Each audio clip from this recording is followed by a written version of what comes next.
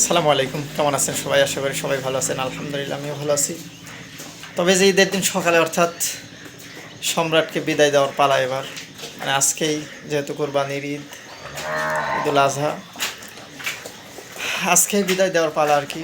আজকে বলতে কিছুক্ষণের মধ্যে হয়তোবা নিয়ে যাবে ওকে, হয়তোবা এটাই তার শেষ খাওয়া।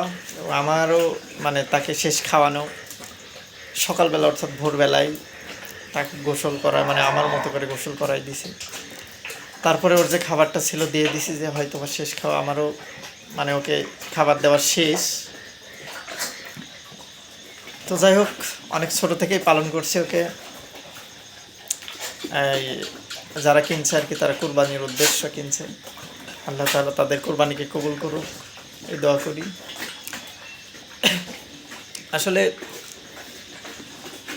সব কিছু, প্রত্যেকটা জিনিসের প্রতি ভালোবাসা অন্যরকম একটা জিনিস হয়, ভাষায় প্রকাশ করার মতো কিছু থাকে না।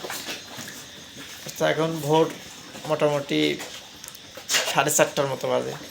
এখনই ওকে হচ্ছে গোসল করাই দিছি, খাবার দিয়ে দিছি। তো কেন যেন খারাপ লাগতেছে যে হয়তো বা এই জায়গায় আর দেখতে পাবো না। তো যাই হোক, দিন শেষে এটাই, যেহেতু বিক্রি করতেই হবে, তাকেও কেউ না কেউ কিনবে, এটাই মেনে নিতে হয় আর কি। তো কিছু বলতে পারতেছি না আর কি, মানে বলার মতো কিছু নাই।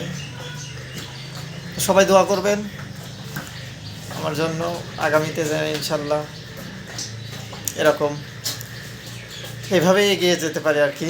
এই দোয়াটা সবাই করবেন। তো কিছু বলার মতো ভাষা নাই। তো ভালো থাকবেন সবাই, সুস্থ থাকবেন।